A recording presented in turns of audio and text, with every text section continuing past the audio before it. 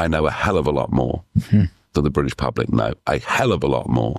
The United Kingdom, the country I'm from, that gave us the Magna Carta, that gave you your language, that may yet give the world a contribution to emergent freedom, is under attack. People are being jailed for social media posts. There are stories in the press, high-profile stories about the murder of children, where certain facts are being obscured from the public. Elsewhere in my country, there are amplifications, exaggerations, and downright lies when it comes to using the media and judiciary in concord with one another to create control. So has the UK become a totalitarian state?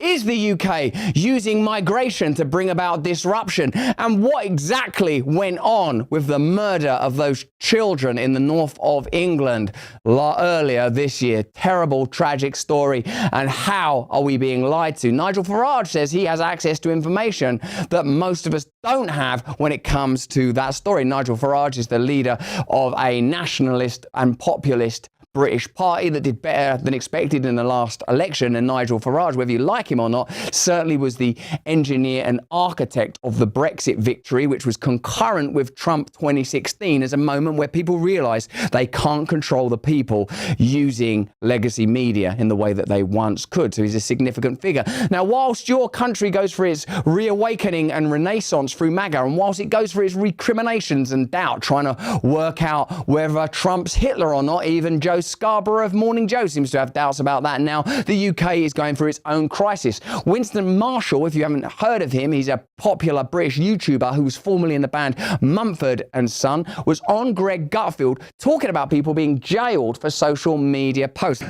A week ago, my lawyer back home called me up and said 2 of your tweets are technically illegal. You could be arrested when you return. That's not a joke. They've been clearing out the prisons to put in people now for literally Facebook memes. There's someone in prison right now. They cleared out the prisons, by the way, and actual offenders, criminal, violent offenders. One person reoffended the day he left. There's one guy in prison for a Facebook meme for 3 months. There's one woman who's doing 2.5 years for a tweet. Right? The free speech is in utter peril. It's a disgrace. It's not just England, it's the whole of Europe. It's unbelievably concerning. What are you in here for, mate? Well, I don't know why I done it, really. I've been out drinking. I posted some pretty stupid tweets. But I come from a tweet family, see? My old dad before me, he used to post tweets as well. We're one of the old East End tweet families. My old granddad, he was posting tweets to the Crays. And yeah, we used to meet up with the New Jersey tweeters. Crime syndicates of tweeters from across the world tweeting each other. Senseless. Of course, Al Capone, he was doing tweets during the Prohibition era. That's where he made his bones. They would make tweets in the bathtub then. Get a lot of different, like, bleach and that. And he makes some moonshine tweets. Just tweet them out like that. Oh, dark. Here's Elon posting on that. Britain is turning into a police state. And that often leads to populism and new and popular leaders that the establishment don't like. This is Nigel Farage, a person with whom I have a long and colourful history of conflict. And let's see what he's got to say about the Southport murders. The 3 little girls got murdered at like a Taylor Swift themed party. It was terrible. It was brutal. The kid that did it was the son of migrants. Initially, there were untrue posts about the kid being a Muslim, and it sort of stoked existing tensions in the UK between like working class people of all colours and religions, actually, and presumed migrant communities. Now, those posts were incorrect and were wrong, but that doesn't take away the fact that there's a lot of tension in the UK and that a lot of people, whether they're right or wrong about it, want changes when it comes to their nation's immigration policies. And in a democracy, I suppose they'd be offered a referendum or a vote on that, would they? You let me know in the comments and the chat. Anyway, now it seems that there are still key details about this story being held back and controlled. Certainly that's what Nigel Farage says, that there are things that we're not being told. Now, because of X, you'll be able to go on X now and look at it and work out what it is. And you'll probably be able to look in the chat, in the Rumble chat. You'll be able to post it all. People are already bringing up the name of Tommy Robinson, for example. People are saying Freedom Tina Peters. I don't know, there's an American flag. I don't actually know who she is. Okay, well, let's have a look at what Farage is saying about all this. On Southport, all I can say to you right now is I know a hell of a lot more than the British public know. A hell of a lot more. I've been completely silenced. I dared, the day after Southport, to do a video to say, can we please know who this man is? Was he known to the authorities? Why do I feel we're not being told the truth? The level of demonisation I came under for that from both front benches was astonishing. From media commentators,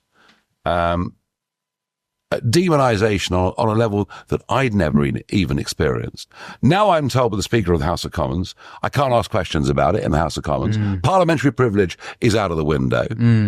Even rumours today that the court case, which is due in January, every effort is being made to defer it. Right? Yeah, this is what's going on. We are witnessing one of the biggest cover-ups we've ever seen in our lives. And I won't say any more than that. I genuinely would never wish to be in contempt of court. I have respect for our legal system. It's not perfect, but it's a damn sight better than most of the rest of the world.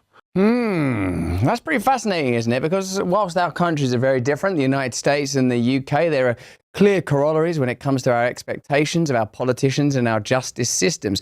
Clearly, there are relationships between deep state entities in your country and my country. Jen Psaki, no, Karine Jean-Pierre bemoaned the fall of the Five Eyes. No, Rachel Maddow, it was Rachel Maddow. Rachel Maddow bemoaned the fall of the Five Eyes that would likely be concomitant with the rise of a second Donald Trump presidency. The Five Eyes being the agencies that Edward Snowden exposed were collaborating on domestic spying to get round laws that prevent such things.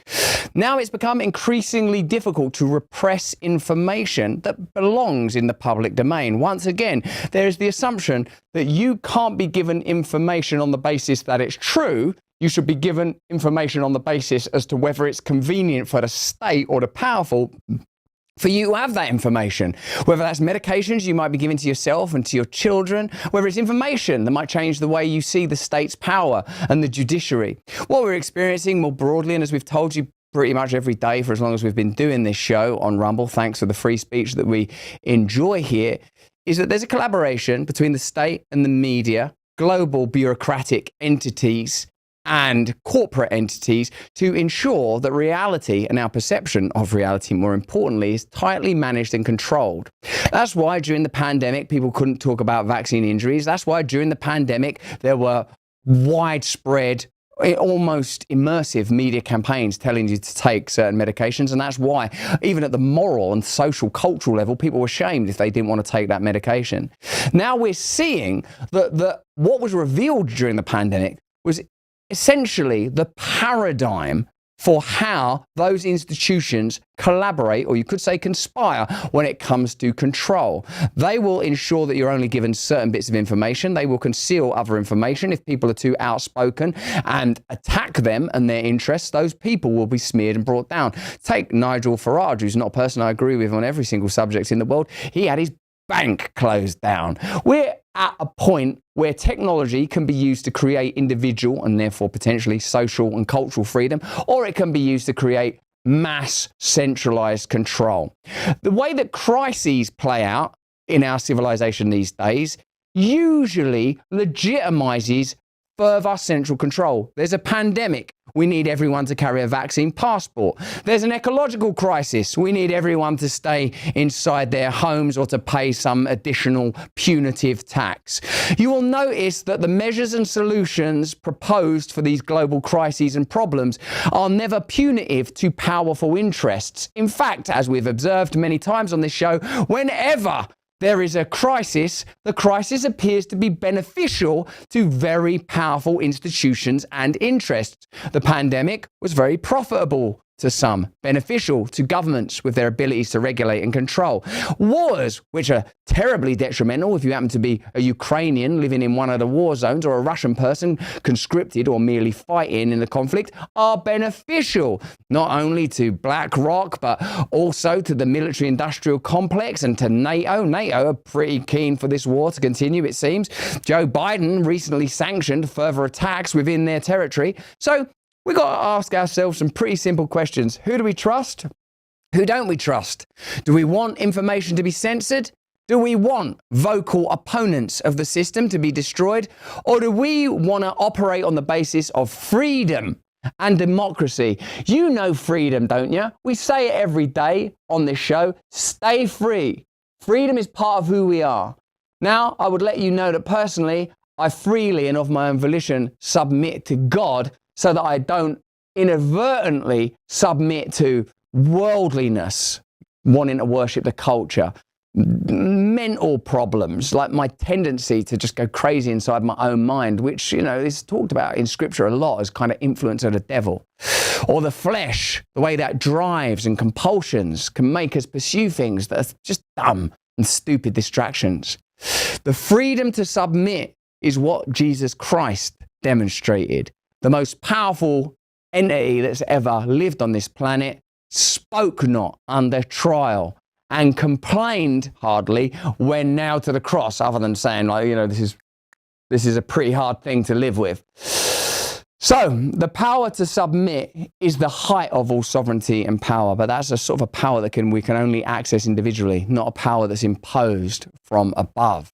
But that's just what I think. Why don't you let me know what you think in the comments and chat? If you're watching this on YouTube, remember, turn on the notification bell and subscribe to our channel. Hey, thanks for watching. If you want to see more uncensored content where free speech can flourish, join our live stream. Click the link right here to watch the next video if you want to, or become a member of a growing movement. Download the Rumble app and you'll be informed every time we make a new piece of content. Stay free.